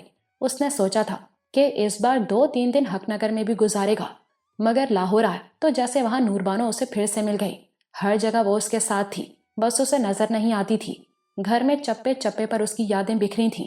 جس کمرے میں بھی وہ بیٹھتا، دروازے کی طرف اس یقین سے دیکھتا کہ ابھی نور بانو مسکراتی ہوئی دروازے سے اندر چلی آئے گی. لیکن نہیں، نور بانو مسکراتی ہی کب تھی؟ اس نے یاد کرنے کی کوشش کی، لیکن اسے ایک موقع بھی یاد نہیں آیا. کہ اس نے نوربانو کو بے ساختہ اندر سے دل سے مسکراتے دیکھا ہو۔ حیرت ہے، اس نے پہلے کبھی اس بات پر غور نہیں کیا تھا۔ یہ تو بڑی عجیب بات ہے۔ اس کا تو یہ مطلب ہے کہ وہ خوش نہیں تھی۔ خوشی اور مسکراہٹ کا تو چولی دامن کا ساتھ ہے۔ خوشی پھول ہے تو مسکراہٹ اس کی خوشبو۔ خوشی کا اظہار مسکراہٹ ہوتی ہے۔ تو کیا نوربانو خوش نہیں تھی؟ کیا وہ ناخوش تھی؟ یہ بہت بڑا سوال تھا۔ اس سوال سے کئی اور سوال جنم لیتے تھے۔ کیا یہ اس کی ناکامی ہے؟ کیا وہ نوربانو کو خوشی نہیں دے سکا؟ وہ بے چین ہو گیا۔ دل کا بوجھ ہلکا ہونے کے بجائے اور بڑھ گیا۔ اسے ایک اور خیال آیا۔ کراچی میں تو اس نے نوربانو کے ساتھ بہت طویل عرصہ گزارا تھا، اور وہ بھی اکیلے، کوئی اور تھا ہی نہیں وہاں، تو وہ صرف اور صرف اس کا تھا۔ مگر اسے کراچی میں نوربانو اس طرح یاد نہیں آئی۔ وہاں تو اس کے ذہن نے قبول کر لیا تھا کہ نوربانو ہمیشہ کے لیے رخصت ہو گئی، اب وہ کبھی واپس نہیں آئے گی۔ ایسا کیوں؟ اور کراچی میں بھی کبھی اس نے نوربانو کو مسکراتے نہیں دیکھا، حالانکہ وہ وہاں بہت خوش تھی۔ نوربانو کو اس پر پورا قبضہ کرنے کا بڑا شوق تھا۔ وہ تو اس میں ننھے ساجد کا سانجہ بھی برداشت نہیں کر سکی تھی۔ وہ چاہتی تھی کہ وہ اس کے سوا کسی کو دیکھے نہ کسی سے بات کرے۔ محبت تو بہت دور کی بات، وہ تو چاہتی تھی کہ وہ اس کے سوا کسی اور کے بارے میں سوچے بھی نہیں، اور یہ بڑی غیر فطری بات تھی۔ اس نے بارہا نوربانو کو یہ بات سمجھانے کی کوشش کی، ضرورت پڑنے پر اس نے اسے سختی سے سمجھایا بھی، اور دو ٹوک کہہ بھی دیا کہ یہ ممکن نہیں۔ تو کیا نوربانو اس لیے ناخوش رہی؟ اس لیے وہ کبھی خوش نہیں رہی؟ اس لیے وہ کبھی مسکرائی بھی نہیں؟ شروع ہی سے وہ سوچنے، غور کرنے اور تجزیہ کر کے نتائج اخذ کرنے والا رہا تھا۔ الجھن کو سلجھائے بغیر وہ کبھی چین سے نہیں بیٹھتا تھا۔ اب بھی وہ سب کچھ بھول کر اس کھوج میں لگ گیا۔ یہ بات طے تھی کہ نوربانو کا یہ مطالبہ غلط تھا۔ آدمی پر اس کے معاشرے کا حق ہوتا ہے۔ آدمی کسی ایک شخص تک محدود نہیں ہو سکتا۔ اگر ایسا ہوتا تو سب سے اچھا یہ ہوتا کہ وہ سب کچھ چھوڑ کر صرف اللہ کا ہو جائے، لیکن اللہ نے اس کی اجازت نہیں دی۔ یہ راہبانیت ہے اور اللہ کو بالکل پسند نہیں۔ اس نے تو انسان کو فرائض ادا کرنے کا پابند کیا ہے۔ جس کا بھی حق ہو اسے ادا کیا جائے۔ تو وہ نوربانو کی یہ بات نہیں مان سکتا تھا۔ اگر نوربانو کی خوشی اس میں تھی تو یہ خوشی وہ اس کو دے ہی نہیں سکتا تھا۔ وہ ناخوش رہی تو یہ اس کا اپنا قصور تھا، اس پر تو اس کا کوئی بوجھ نہیں۔ پھر بھی اس کے دل کا بوجھ کم نہیں ہوا۔ ذہن میں ایک اور سوال نے سر اٹھایا۔ کراچی میں تو نوربانو کو خوش رہنا چاہیے تھا، وہاں تو وہ صرف اور صرف اسی کا تھا، وہاں تو صرف وہی اس کی توجہ کا مرکز تھی۔ عارف بھائی کے بچوں کو اس نے کبھی اہمیت نہیں دی، پھر کراچی میں کیوں ناخوش رہی وہ؟ جواب بھی فوراً ہی ابھرا۔ کراچی میں وہ تنہا تھی اور اکیلے رہنے کی وہ عادی نہیں تھی۔ پھر کام زیادہ ہونے کی وجہ سے دفتر سے واپسی میں اسے دیر بھی ہو جاتی تھی۔ وہ تھکا ہارا نڈھال گھر واپس آتا تھا۔ یعنی رکیب سے نوربانو کی جان کراچی میں بھی نہیں چھوٹی۔ وہاں اس کا کام، اس کی ملازمت اس کی رکیب بن گئی۔ وہاں وہ اس لیے ناخوش رہی، تبھی تو لاہور جا کر کراچی واپس نہیں آئی وہ، اسے اکیلا چھوڑ دیا۔ تو ایسے آدمی کو خوش رکھا ہی نہیں جا سکتا، ایسا آدمی کبھی خوش رہ ہی نہیں سکتا۔ پھر میرے دل پر اس کی ناخوشی کا بوجھ کیوں ہے؟ اس کی ملازمت بھی تو نوربانو کو بری لگتی تھی، کہتی تھی ضرورت ہی کیا ہے آپ کو اس کی، لیکن وہ ملازمت نہ کرتا تو بھی گھر میں اس سے جڑ کر تو نہیں بیٹھتا۔ مردوں کے لیے دن بھر باہر کی دنیا ہوتی ہے، کتنے کام ہوتے ہیں۔ ملازمت نہ کرتا تو وہ کاروبار کرتا، زمینوں کے معاملات سنبھالتا، حق نگر کے لوگوں کی فلاح کے لیے کچھ کرتا۔ نہیں بھائی، وہ نوربانو کو خوش رکھ ہی نہیں سکتا تھا۔ یہ ہوتی ہے انسان کی محبت، جتنی بھی کرو کم ہی رہے۔ محبوب خوشی نہ ہو کسی طرح، طوطا مینا کی طرح پنجرے میں قید ہو، اور شاید محبوب پھر بھی خوش نہ ہو، پھر وہ یکسانیت سے اکتا جائے۔ خسارہ ہی خسارہ، سراسر خسارہ۔ محبت تو بس اللہ سے ہی کرنی چاہیے، مگر کیسے؟ اس کیسے کا اس کے پاس کوئی جواب نہیں تھا۔ اسے ایک اور خیال آیا، نوربانو کی بیماری یہاں کراچی میں ہی تو شروع ہوئی۔ ضرور یہی بات ہے، بیمار نہ ہوتی تو وہ یہاں خوش رہتی۔ اکیلے پن پر وہ ناخوش نہیں تھی، تنہائی تو خود اس نے چاہی تھی۔ ثبوت یہ تھا کہ لاہور وہ فون پر بھی بات نہیں کرنا چاہتی تھی، کرتی تو بے دلی سے کرتی۔ وہ کبھی میری محبت سے خوش اور مطمئن نہیں رہی، اس نے دل میں سوچا، اور میں اس کے جانے کے بعد بھی اس کی محبت میں مبتلا ہوں۔ کیا حاصل ہے اس محبت کا؟ ناخوشی ہی ناخوشی۔ جو محبت خوشی نہ دے سکے وہ کیا محبت ہوگی؟ یہ سوال اب بھی اپنی جگہ تھا کہ کراچی میں اسے نوربانو ایسے یاد کیوں نہیں آئی جیسے یہاں یاد آ رہی ہے۔ بہت غور کرنے پر اسے اس کا جواب بھی مل گیا۔ وہ مکمل اور شافی جواب نہیں تھا، لیکن بہرحال معقول جواب تھا۔ کراچی میں وہ خود بھی ناخوش رہا، اور اس کی وجہ یہ تھی کہ وہ یہاں خود کو پنجرے میں قید پرندے جیسا محسوس کرتا تھا۔ وہ اپنے تمام محبوب لوگوں سے دور ہو گیا تھا یہاں آ کر۔ لاہور میں سبھی لوگ فون پر بات کرنے سے گھبرانے والے تھے، چنانچہ بات مختصر ہی ہوتی تھی، اور تقریباً 7 سال اس نے ان میں سے کسی کی صورت بھی نہیں دیکھی۔ اور تو اور وہ عید پر بھی کبھی اپنے گھر نہیں جا سکا۔ کراچی اس کا گھر نہیں تھا، گھر ہوتے ہوئے بھی گھر نہیں تھا۔ گھر تو گھر کے لوگوں سے ہوتا ہے، اور وہ عید بقرعید پر گھر جا سکتا تھا، لیکن پہلے ہی سال سے یہ ہوا کہ جب بھی موقع آتا نوربانو کی طبیعت خراب ہو جاتی۔ کبھی تو اسے لگتا کہ نوربانو صرف لاہور جانے سے بچنے کے لیے اور اسے روکنے کے لیے اپنی طبیعت خراب کر لیتی ہے۔ وہ بدگمانی کرنے والا آدمی نہیں تھا، پھر بھی کئی بار اس نے یہ بات سوچی۔ خیر، اب تو ثابت ہو گیا کہ وہ نوربانو کا مکر نہیں تھا، اس بیماری نے ہی اس کی جان لے لی۔ تو کراچی اس کے لیے شہر ہجر تھا۔ وہ وہاں خوش نہیں رہا، وہ وہاں نوربانو کے ساتھ ہوتے ہوئے بھی اس کے ساتھ نہیں رہا، اس لیے وہ کراچی بھی اسے یاد نہیں آئی۔ رات کھانے کے بعد وہ حمیدہ کے کمرے میں چلا گیا۔ کیسی ہیں اماں؟ میں ٹھیک ہوں پتر، پر دیکھتی ہوں کہ تو ٹھیک نہیں ہے، حمیدہ نے کہا۔ میں بھی ٹھیک ہی ہوں اماں، اور ٹھیک ہو جاؤں گا کچھ دن میں۔ حمیدہ نے اسے بہت غور سے دیکھا۔ اب تجھے تو میں سمجھا بھی نہیں سکتی، کیا سمجھاؤں گی میں؟ نہیں اماں، سمجھانے والی بات ہو تو ضرور سمجھاؤ، جو سب کچھ آپ ہی سمجھتا ہو اسے سمجھانا کیا؟ عبداللہ خود بھی اس سے بات کرنا چاہتا تھا۔ اس نے کہا، کبھی آدمی کی سمجھ میں خوب اچھی طرح سمجھی ہوئی بات بھی نہیں آتی، ایسے میں اس کے بڑے ہی اسے سمجھاتے ہیں جو عقل میں اس سے زیادہ ہوتے ہیں۔ میں عقل میں تجھ سے زیادہ نہیں، پر زندگی کا تجربہ زیادہ ہے مجھے۔ بے شک اماں، تو سمجھاؤ نا مجھے، جو کچھ تو نے قرآن پڑھ کر سمجھا، مجھے ضرورت کے وقت اللہ خود ہی سمجھا دیتا تھا، ورنہ میں مر گئی ہوتی۔ تو نے پڑھ کر سمجھا بھی، دوسروں کو سمجھایا بھی، پر اپنی ضرورت کے وقت اسے بھول گیا۔ میں سمجھا نہیں اماں۔ موت اللہ کا حکم ہے، اپنے مقررہ وقت پر آتی ہے، بندہ غم ضرور کرتا ہے، پر اللہ اسے صبر دیتا ہے تاکہ اس کے ذمہ جو کام اس نے لگا رکھے ہیں وہ رک نہ جائیں۔ غم اپنی جگہ اماں، مگر میں نے کسی فرض سے تو منہ نہیں موڑا۔ خود کو خوش رکھنا بھی عبادت ہے پتر۔ میں اس سے بہت محبت کرتا تھا اماں، عبدالحق نے بے بسی سے کہا۔ پتا ہے مجھے، پر تجھے پتا نہیں، اللہ نے میرے سر کے سائیں کو اور میرے اکلوتے بیٹے کو ایک ہی دن اپنے پاس بلا لیا۔ یہ سن کر عبدالحق پر تھر تھری چڑھ گئی۔ ایک میرا جیون ساتھی تھا، جیسے نوربانو تیری تھی، تو دوسرا دنیا کے حساب سے دیکھو تو میرا آخری سہارا تھا، پر میں نے جیون کی ڈور نہیں چھوڑی، اللہ سے دعا کرتی رہی کہ تیری امانت تجھ تک پہنچانے کی مہلت مجھے دے۔ یہ صبر مجھے میرے رب نے ہی دیا تھا، اور اس کا کرم کہ آج بھی میں زندہ ہوں۔ میرے سر کے سائیں کی نسل تو ادھر ہی ختم ہو گئی تھی نا، پر تیری اور تیری اولاد کی کیسی لگن تھی مجھے۔ غم تو اب بھی کبھی کبھی ہوتا ہے مجھے، پر میں سوچتی ہوں کہ اس سے بہت زیادہ تو خوشیاں دے دیں دینے والے نے، تو جب غم ہوتا ہے شکر ادا کرتی ہوں اس کا خوشیوں پر۔ عبدالحق کی شرمندگی کی کوئی حد نہیں تھی، سچ کہا تھا حمیدہ نے۔ قرآن پڑھ کر جو وہ سمجھا اور وقت آنے پر بھول گیا، وہ اللہ نے حمیدہ کے بغیر قرآن کے ذریعے خود ہی سمجھا دیا تھا۔ وہ جسے شکر ادا کرنا چاہیے تھا کہ اللہ نے اسے نوربانو سے جوڑا، ملایا اور اتنا طویل ساتھ عطا فرمایا، اس کی جدائی کے غم میں مبتلا تھا جو کہ مشیت تھا۔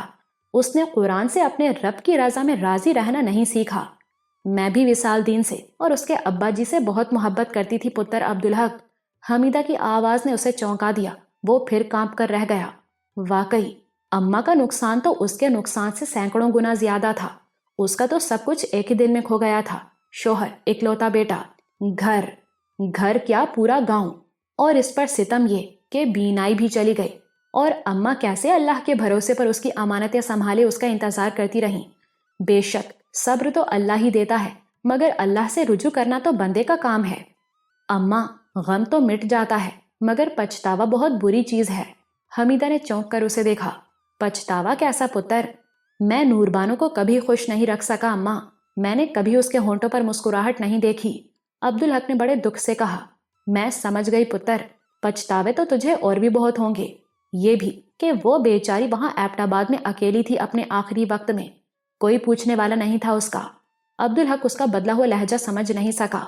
ان باتوں کو چھوڑ پتر عبدالحق، جو اللہ کے پاس چلے گئے ان کے بارے میں بات نہیں کی جاتی، اور پچھتاوا تو ہے ہی بری چیز، تقدیر پر کسی کا زور اختیار نہیں، جو رب نے لکھ دیا وہ نہیں ٹلتا۔ لیکن اماں، اگر میں… دیکھ پتر، میں کم عقل بے علم ہوں، پر اتنا جانتی ہوں کہ اللہ کے معاملے میں اگر مگر ایمان سے ہٹا دیتی ہے بندے کو۔ مگر اماں، میں کیسے بھولوں کہ میں نوربانو کو خوش نہیں رکھ سکا۔ اب تو مجبور کر رہا ہے پتر، تو میں زبان کھولوں گی۔ رب معاف کرے مجھے۔ تو ایک بات بتا، جسے اللہ خوش نہ کر سکے اسے کوئی بندہ خوش کر سکتا ہے بھلا؟ بندے کی اوقات ہی کیا ہے؟ عبدالحق بری طرح گڑبڑا گیا۔ میں سمجھا نہیں اماں۔ نوربانو خوش ہونے والی تھی ہی نہیں۔ اللہ اسے کروٹ کروٹ جنت نصیب کرے، اس کے ساتھ اچھا معاملہ کرے، پر سچی بات یہ ہے کہ وہ خوش ہونے والی تھی ہی نہیں۔ تو آسمان سے چاند تارے توڑ کر لا دیتا تب بھی وہ خوش نہ ہوتی۔ یہ تم زیادتی کر رہی ہو اماں۔ نہ پتر، رب مجھے محفوظ رکھے بے انصافی سے، میں سچ کہہ رہی ہوں۔ تو غور تو کر، رب نے کتنی عنایتیں کی اس پر۔ اس کی بڑی بہن اور چھوٹی بہن دونوں بہت خوبصورت تھیں، تو اسی لیے اس کی ماں اس سے زیادہ محبت کرتی تھی۔ یہ تم کیسے کہہ سکتی ہو اماں؟ عبدالحق نے اعتراض کیا۔ تو یہ کیسے سمجھے گا پتر؟ اس بات کو سمجھنے کے لیے تو ماں کا دل چاہیے۔ ماں کو اپنا سب سے کمزور، سب سے محروم بچہ سب سے پیارا ہوتا ہے۔ تو دنیا میں اس کا مشاہدہ تو کر سکتا ہے، اسے محسوس نہیں کر سکتا۔ خیر، مجھے تو اس نے آپ ہی بتائی تھی یہ بات، اور بہنیں بھی اس سے بہت محبت کرتی تھیں، پر وہ بات بات پر چڑتی، ہر ایک سے اسے شکایت ہوتی، لڑنے کے بہانے تلاش کرتی، اللہ سے گلا کرتی کہ اسے بہنوں سے کمتر کیوں بنایا۔ خوش کسی بات پر ہوتی ہی نہیں تھی وہ۔ اور پتر، اللہ بھی اپنے کمزور بندوں سے بہت پیار کرتا ہے۔ ماں کو شاید یہ خوبی اس نے اپنی دی ہے۔ تو دیکھ، اللہ نے کیسے کرم فرمایا اس پر۔ اس کے گھر پر حملہ ہوا، سب لوگ شہید ہو گئے، اللہ نے اسے بچا لیا۔ پھر دنیا میں اس کا کوئی نہیں رہا تھا، تو اللہ نے ہم سے اسے ملا دیا، گھر اور کنبا دے دیا اسے۔ تیرے دل میں اس کی محبت ڈالی، ایسی کہ وہ تیرے نزدیک دنیا کی سب سے حسین لڑکی تھی، ورنہ تیرا اور اس کا جوڑ تھا بھلا؟ میرے دل میں اس کے لیے بیٹی جیسی محبت ڈال دی۔ یہ نہ ہوتا تو میں تیری اور اس کی بے جوڑ شادی کبھی نہ ہونے دیتی۔ تو میرا حکم ٹالتا بھلا؟ پھر شادی کے بعد اللہ نے اسے ملکہ بنا دیا۔ کون سی نعمت ہے جو اس کے پاس نہیں تھی؟ پر اس نے کبھی شکر ادا نہیں کیا، ہمیشہ گلہ ہی کرتی رہی، اللہ سے بھی اور بندوں سے بھی، صرف اس لیے کہ اللہ نے اسے بہت حسین نہیں بنایا تھا، معمولی شکل و صورت دی تھی۔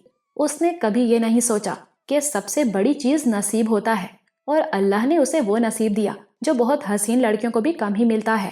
لیکن اماں، پھر بھی ایک بڑی محرومی اسے ملی، برسوں وہ اولاد کو ترستی رہی۔ عبدالحق سے رہا نہیں گیا۔ جو اللہ جانتا ہے وہ کوئی نہیں جانتا، اور جو میں جانتی ہوں عبدالحق پتر، وہ تو نہیں جانتا۔ تجھے کیا پتا؟ حمیدہ ایک دم کہتے کہتے رک گئی۔ اسے احساس ہو گیا کہ اس سے آگے بولنے کا اسے حق نہیں۔ حق تو اسے کچھ بھی کہنے کا نہیں تھا، لیکن عبدالحق کے پچھتاوے دور کرنے کے لیے اس نے زبان کھولی تھی۔ وہ جانتی تھی کہ پچھتاوے ایسے ہوتے ہیں جیسے آدمی اپنے اندر بچھو پال لے۔ اب بچھو کا کام تو ڈنک مارنا ہے، باہر ہو تو بندہ اسے مار بھی دے، جان چھڑا لے، پر اندر کے بچھو کا کیا کرے؟ وہ تو جب تک رہے گا عمر بھر ڈنک مارتا رہے گا۔ وہ ان بچھوؤں کو مارنے کی کوشش کر رہی تھی جو عبدالحق کے اندر پل رہے تھے، لیکن مرے ہوئے آدمی کا پردہ تو نہیں ہٹا سکتی وہ، ورنہ رب اس کا پردہ نہیں رکھے گا۔ بلکہ ارجمند نے تو اسے وہ پردہ بھی رکھنے کا پابند کر دیا تھا جو رکھنے والا نہیں تھا۔ اس نے بروقت خود کو سنبھال لیا۔ دیکھ پتر، ایسا نہیں کہتے، تو جانتا ہے کہ اللہ نے نوربانو کو اولاد سے بھی محروم نہیں رکھا۔ یہ تیرا نور الحق ہے نا اس کی نشانی، اس نے اوپری دل سے کہا، لیکن نوربانو تو اسے دیکھ بھی نہیں سکی۔ یہ محرومی نہیں ہے اماں۔ توبہ کر پتر، توبہ توبہ، تجھ جیسا بندہ بھی اللہ سے گلہ کرنے لگا، شکر ادا کرنے کی جگہ شکایت؟ دیکھ لے، یہ محبت کا اثر ہے۔ حمیدہ نے نہایت غصے سے کہا، کل کو میں مر جاؤں تو اللہ جی سے لڑنا کہ اتنی جلدی کیوں بلا لیا میری اماں کو۔ یہ بھول جانا کہ جب زندگی کی کوئی صورت نہیں تھی تو اس نے تیری اماں کو زندہ رکھا، جبکہ وہاں نہ آدم زاد، کوئی پوچھنے والا نہیں تھا اس کا۔ اندھی اور لاچار تھی تیری اماں، رب نے اسے زندہ رکھا، تجھے اس تک پہنچایا، اس کی آنکھیں واپس دیں، اور 20 برس ہونے کو آئے، وہ آج بھی زندہ ہے۔ واہ پتر واہ، شاباش ہے بھائی۔ عبدالحق پر تو جیسے گھڑوں پانی پڑ گیا، شرمندگی کی کوئی حد نہیں تھی، اندر اس کے وجود میں جیسے زلزلہ سا آیا ہوا تھا۔ اس کی زبان ہی نہیں، دل بھی اور جسم کا رواں رواں بھی استغفار کر رہا تھا۔ دیر تک وہ کچھ بول ہی نہیں سکا، پھر اس نے لرزتی ہوئی آواز میں کہا، تم نے ٹھیک کہا اماں، میں بہت شرمندہ ہوں، اللہ مجھے معاف کرے، میں بہت توبہ کروں گا۔ یہ تو اس بات پر کہہ رہا ہے تو، حمیدہ نے کڑے لہجے میں کہا، مجھے تو تیرے پچھتاووں کی فکر ہے، میں تو انہیں مٹانا چاہتی ہوں۔ یہ بتا، تو سمجھتا ہے کہ نوربانو کو اولاد کی بڑی آرزو تھی نا؟ عبدالحق نے اسبات میں سر ہلا دیا۔ اور بچے کی آرزو میں در در وہ نہیں پھری، میں پھری۔ کوئی دربار ایسا نہیں جہاں میں نے حاضری نہ دی ہو تیری اولاد کے لیے۔ اس نے تو کچھ بھی نہیں کیا، جو میں نے لا کر دیا اسے بھی کھانے یا پینے کے بجائے پھینکتی رہی۔ یہ آرزو تھی اسے اولاد کی۔ اب اماں، یہ تو تمہاری ضعیف الاعتقادی تھی۔ دیکھو نا، مجھے بھی اولاد کی آرزو تھی، مگر میں بس اللہ سے مانگتا رہا۔ میں بھی کسی مزار، کسی دربار پر نہیں گیا۔ اس کا یہ مطلب تو نہیں کہ میری آرزو جھوٹی تھی۔ تیری اس بات کا جواب میں بعد میں دوں گی پتر، حمیدہ نے سرد لہجے میں کہا۔ تو یہ بتا کہ بندے کی سب سے بڑی محرومی دور ہو، سب سے بڑی آرزو پوری ہو، تو وہ کیسا نرم مہربان ہو جاتا ہے پوری دنیا کے لیے، کیسا شکر ادا کرتا ہے رب کا۔ پر نوربانو کی آرزو پوری ہوئی تو وہ سخت ہو گئی۔ یہ تم کیسے کہہ سکتی ہو اماں؟ یہ تو زیادتی ہے۔ تو خود سوچ پتر، میں گھر کی بڑی ہوں، اس نے مجھے خوشخبری سنائی اور اس کے بعد ایبٹ آباد چل دی، مجھ سے اجازت بھی نہیں لی۔ خیر، اس سے زیادہ تو یہ شکایت مجھے تجھ سے ہے، پر میں بھی تو اسے بیٹی ہی سمجھتی تھی نا۔ میں جانتی ہوں میری جگہ اس کی ماں ہوتی تو بھی وہ یہی کرتی، اس لیے مجھے اس سے گلہ نہیں۔ تو نے مجھ سے پوچھا ہوتا تو میں کبھی نہ جانے دیتی اسے۔ تو سمجھتا نہیں ان باتوں کو، کچا پکا معاملہ ہوتا ہے نا۔ عورت کا تو اتنا لمبا سفر خطرناک ہوتا ہے، اونچے نیچے راستے، ایک جھٹکا بھی لگ جائے تو قصہ ختم۔ یقین کر کہ یہ اللہ کی ایک اور کریمی تھی، ورنہ اس نے تو خرابی میں کمی نہیں چھوڑی تھی، بچہ ضائع بھی ہو سکتا تھا۔ حمیدہ نے گہری سانس لی، پھر بولی، اب تو مجھے بتا کہ اس کی سب سے بڑی آرزو پوری ہوئی تو وہ تجھے، گھر کو، ہم سب کو چھوڑ کر ایبٹ آباد چل دی۔ کیا یہ خوشی اس اکیلی کی تھی؟ ہم میں سے کسی کی نہیں؟ ارے وہ تو سب کی خوشی تھی۔ وہ میرے پاس ہوتی تو کتنا خیال رکھتی میں اس کا، اور یہاں اس کے کتنے خدمت کرنے والے تھے۔ حق مارا نا اس نے سب کا۔ عبدالحق حیران تھا۔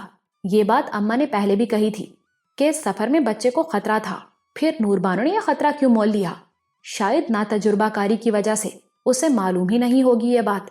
اب بتا، اس کے ایبٹ آباد جانے کی کیا تک تھی؟ حمیدہ نے اسے جھنجھوڑا۔ میں نے بتایا نا اماں کہ اس نے منت مانی تھی۔ میرا مزاروں درباروں کے چکر لگانا غلط تھا، تو نوربانو کی یہ منت تو غلط نہیں تھی نا؟ میرے نزدیک تو غلط تھی، اور یہ میں نے اس سے کہا بھی تھا۔ عبدالحق نے صفائی پیش کی۔ اب اس نے مان لی تو میں کیا کرتا؟ منت یہی تھی نا کہ تو اسے نہیں دیکھے گا اور وہ تجھے نہیں دیکھے گی، تو یہ کام تو یہاں بھی ہو سکتا تھا۔ ایک کمرے میں 9 مہینے کا اعتکاف کرنے بیٹھ جاتی۔ وہ کسی خوبصورت مقام پر رہنا چاہتی تھی تاکہ بچہ خوبصورت ہو۔ تو بہت خوبصورت ہے پتر، تو کیا ٹھاکرانی تجھے جنم دینے کے لیے گاؤں چھوڑ کر کہیں چلی گئی تھی؟ اور خوبصورت مقام تو مری بھی ہے۔ پہلی بات کا عبدالحق کے پاس کوئی جواب نہیں تھا۔ مری میں اسپتال اور ڈاکٹر کا مسئلہ تھا اماں۔ ایبٹ آباد میں ڈاکٹر، اسپتال سب تھا، کیا انہوں نے بچا لیا اس کو؟ مری میں خدمت کرنے والے شمریز کے سب گھر والے تھے۔ مری میں بھی بچے پیدا ہوتے ہیں پتر، حمیدہ نے کہا۔ پھر ایک اور بات بتا، وہ نکی کو کیوں اپنے ساتھ لے کر گئی؟ اس پر کیا حق تھا اس کا؟ نکی تو نئی نویلی دلہن تھی، اس کا تو الٹا حق چھین لیا اس نے، اور تجھ سے نہ ملنے کی منت مانی تھی، تو یہ اور ضروری تھا کہ نکی تیرے ساتھ رہے۔ 2 بیویوں کے ہوتے ہوئے آدمی اکیلا رہے، یہ کوئی اللہ کو خوش کرنے والی بات ہے؟ وہ اماں اپنا اکیلا پن دور کرنے کے لیے۔ مگر حمیدہ اب جلال میں تھی، اس نے اس کی بات کاٹ دی۔ اس کے لیے وہ نسیمہ کو ساتھ لے جاتی، رابعہ بھی تھی، میں بھی تھی، سب تجربہ کار تھیں۔ نکی بیچاری کو کیا پتا ان معاملات کا؟ وہ معصوم کم عمر لڑکی، اس نے تو ٹھیک سے تجھے دیکھا بھی نہیں، تیرے ساتھ وقت بھی نہیں گزارا ڈھنگ سے، یہ تو سراسر ظلم تھا اس پر۔ پے در پہ حملوں سے عبدالحق گھبرا گیا، اور ہر بات معقول تھی، جواب کسی کا نہیں تھا اس کے پاس۔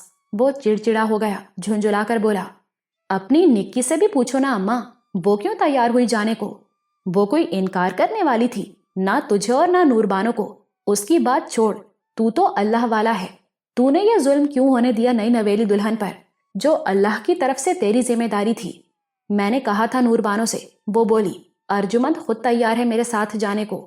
عبدالحق نے بے بسی سے کہا، دیکھ پتر، جو ہوا سو ہوا، وہ نہیں بدلے گا، میں تو صرف تیرے پچھتاوے دور کرنے کی کوشش کر رہی ہوں۔ نوربانو کو پردیس میں موت آئی، ایسی کہ کوئی پوچھنے والا نہیں تھا اس کا۔ اب مجھ سے پوچھو تو میں کہوں گی کہ اس کی موت وہیں اور اسی طرح لکھی تھی، کوئی اسے ٹال نہیں سکتا تھا۔ پر دنیا دار بن کر سوچوں تو کہوں گی کہ اس نے جو بویا وہ کاٹا۔ یہ سب سامان اس نے خود کیا تھا اپنے لیے۔ ارجمند، نوریز اور رشیدہ کو بلا وجہ سزا ملی اس کی۔ تو تو بہت سوچنے والا ہے پتر۔ سوچ کہ نوربانو نے یہ سب کیوں کیا؟ ہم سب بڑوں کو چھوڑ کر اس حال میں نکی کو لے کر اتنی دور کیوں گئی؟ سوچے گا تو جواب بھی مل جائے گا، کوئی پچھتاوا بھی نہیں رہے گا۔ یہ تو سب بلبلیں ہیں پانی کے پتر۔ جزاک اللہ اماں، میں سوچوں گا۔ پچھتاوا تو ناشکرا پن ہوتا ہے پتر۔ میں اللہ سے توبہ کروں گا اماں، اور انشاءاللہ ہر پچھتاوا مٹا دوں گا۔ اب وہ بات بھی سمجھا دوں جو میں نے کہی تھی کہ بعد میں سمجھاؤں گی۔ حمیدہ نے گہری سانس لے کر کہا، تو درباروں مزاروں میں جانے کو، بابوں سے دعا کرنے کو شرک سمجھتا ہے نا پتر؟ جھوٹے مال کھانے والے بابوں کی میں بات نہیں کرتی۔ جو اصل بابے ہوتے ہیں نا، وہ اللہ کے ولی ہوتے ہیں۔ میں جاہل نہیں رہی، پر اتنا جانتی ہوں کہ انہوں نے سب کچھ چھوڑ کر اللہ سے لو لگائی ہوتی ہے۔ اس سے محبت کرتے ہیں، وہ اس کی ہر بات مانتے ہیں۔ ان کا کھانا پینا، سونا جاگنا، رشتے ناتے، محبتیں سب صرف اللہ کے لیے ہوتی ہیں۔ تو پھر اللہ بھی ان سے محبت کرتا ہے، انہیں دوست بنا لیتا ہے۔ تو سوچ، کوئی چھوٹا مرتبہ ہوتا ہے اللہ کے دوست کا؟ پھر اللہ اپنے دوستوں کی کوئی بات نہیں ٹالتا۔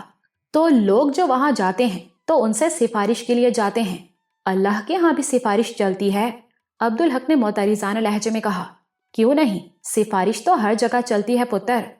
وہ تو سب کی سنتا ہے اماں، بے شک، مگر کچھ دعائیں قبول بھی تو نہیں ہوتی پتر، اور سفارش پر قبول ہو جاتی ہیں۔ ہاں پتر، دیکھ، تیری دعا میں اور اللہ کے ولی کی دعا میں تو فرق ہوگا نا۔ دوست تو زیادہ عزیز ہوگا نا پتر۔ پر اماں، لوگ مزاروں، قبروں کے سامنے سجدہ کرتے ہیں، کھلا شرک ہے یہ تو۔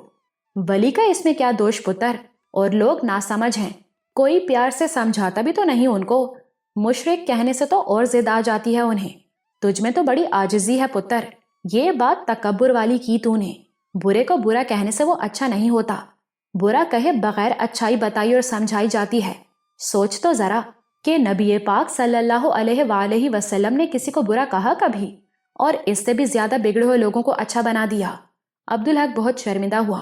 ٹھیک کہہ رہی ہو اماں، شاید میں بہت خراب ہو گیا ہوں، بہت توبہ کروں گا اللہ سے۔